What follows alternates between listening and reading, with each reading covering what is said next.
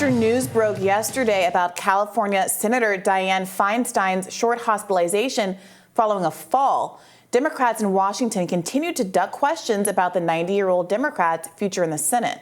Journalist Glenn Greenwald put the party leadership on blast, tweeting, quote, "The only reason Feinstein, 90, is still in the Senate, despite barely knowing where she is, and her daughter having power of attorney over her life, is Pelosi fears Newsom will name Barbara Lee to replace her, making it harder for Adam Schiff to beat Lee." Democratic strategist Chris Jackson broke down the political calculation going on within the party, tweeting, quote, "Yes, if she resigned, Newsom could appoint a successor, but Republican support would be needed to add her replacement to the Judiciary Committee, and I can guarantee that wouldn't happen. I'm sure she is staying in office for this very reason. She knows without her, the progress of judges comes to a halt." Yeah, that does seem fair. That is true, as far as we can tell. Now, why there isn't more critique falling on Chuck Schumer for allowing her to keep her crucial committee assignments as long as he did, that's the real question. And for running for re-election the last time she did anyway, she was I mean, that's true, but even if you can't force her out, even if you can't force her from running again, strip her of her committee positions for the betterment of the party. There has been so much bad leadership, I gotta say, coming out of New York in particular. Remember, New York State was the weak link with respect to midterms last year. Yes. Could have had a much stronger showing, but because of this whole controversy around redrawing the district lines, not anticipating that you're going to basically shrink the number of credible good candidates that were all like fighting against each other in all of these New York districts. It was terrible news for a lot of progressives in the state, and yet the leadership of the Democratic Party in New York seems to suffer no consequences. Let a progressive have a little bit of a misstep, and we see it blared all over the news that's why the party is failing. But these blue dogs are literally potentially jeopardizing the entire judicial slate going forward.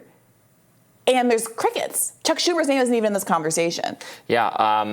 New York is running the whole Democratic Party in Congress these days. Yeah, right into the ground. Now, help me understand the shifting alliances between the Pelosi's, Newsoms, and all these other people. So Pelosi wants to clear the way for Adam Schiff, but Gavin Newsom has pledged to appoint a black woman. So that's the genesis of the conflict, even though these people were all formerly allied and friendly. And they way earlier, before there was an actual race afoot for Dianne Feinstein's seat, Gavin Newsom, now in retrospect prematurely, said that he would want a black woman to be in that spot.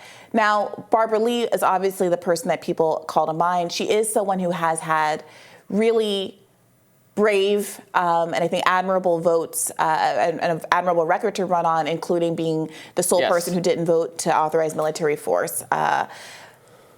And outside of her being black, I think that's almost reductive when she is one of the few truly credible anti-war voices in Congress who really put her money where her mouth was when it was very difficult to do so after 9/11. However, because of the entanglement between these families, so there have basically been these four great California liberal families, the Browns, the Pelosi's, the Newsoms, and the Gettys. And their entanglements have gone back literally generations. I think we have a graphic where someone attempts to untangle the relationships between the we were four. looking at this graphic to prepare for the segment, and I gave up. It's so we should Byzantine. just put it on screen.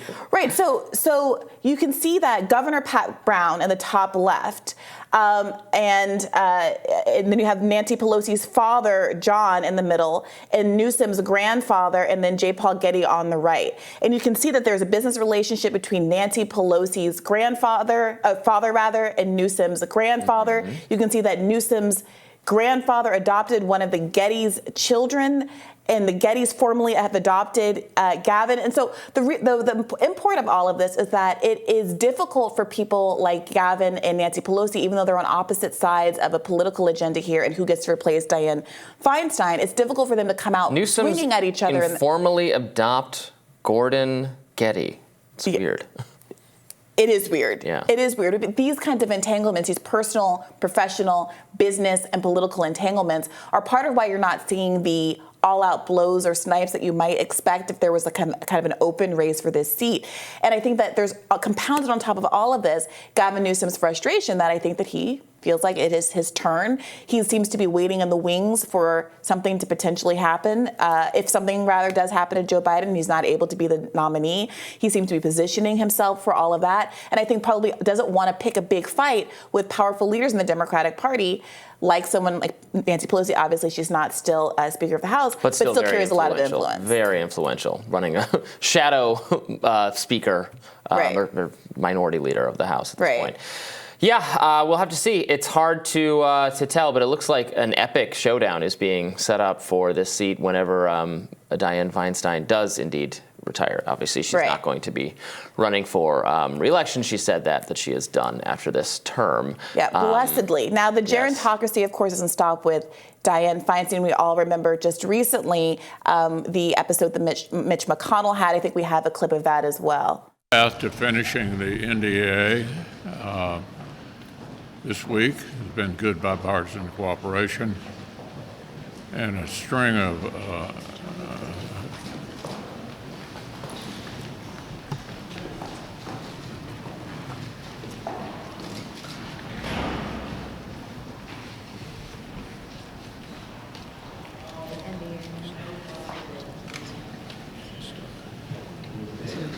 Wait a minute. Are you good, Mitch? Okay, Mitch? He's checking. Anything else you want to say, or should I just go back to your office? Do you want to say anything else to the press? Let's go back. Go ahead, John. I'll take it back. Let's go back to you. Go ahead, John.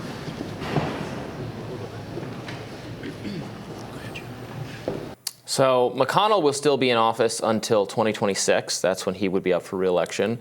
There was a challenge to his leadership after the last election, behind closed doors. Some, I can't remember, it was a handful of Republicans did vote against confirming him as the minority leader.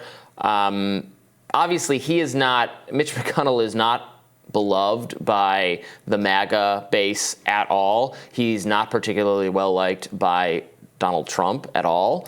So Donald Trump continuing to be on the scene and becoming the nominee will mean there's going to continue to be acrimony between these two camps.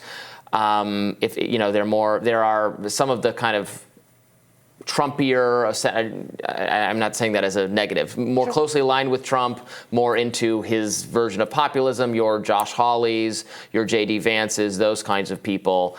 I think Blake Masters was widely perceived as he would be joining that faction, but he did not win election.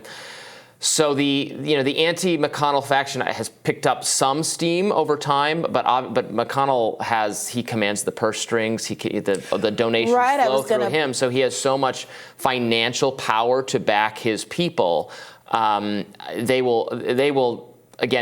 He's the person who makes you go away. No one is going to make him go away until he's ready to go. Right. So if he were to become incapacitated, however, just like Dianne Feinstein, if we were in the position where we're asking whether these people are kind of fit and competent to lead, he's in a similar situation as Feinstein. As you pointed out, holding the purse strings, being on the Appropriations Committee, on the Rules Committee, Republicans are going to have to figure out what to do about that. Is there a world where we could have like an even Steven tit-for-tat trade where everyone puts down their weapons and allows the old people to be retired? Right. Or is the friction that you just pointed out between the Freedom Caucus and the rest of the Republican caucus going to put a wrinkle in that machination, a monkey wrench in that machination?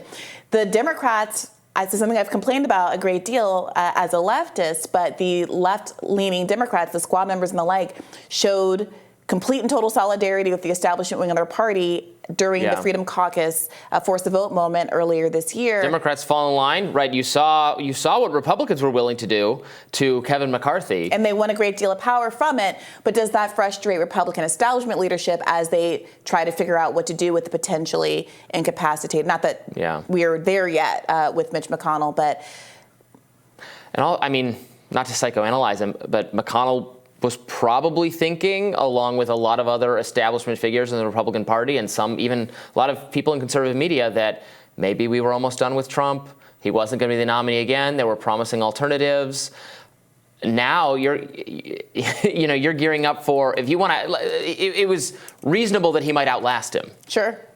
now, when is Trump ever going away? I don't know. If I'm waiting for Trump to just be done and then I can really have command of my factions again and then retire in a happy place, I don't think that's gonna. He's got to stay in charge, the minority leader or the majority leader, depending on the composition of the Senate, for a long time if he wants to outlive Donald Trump's political career.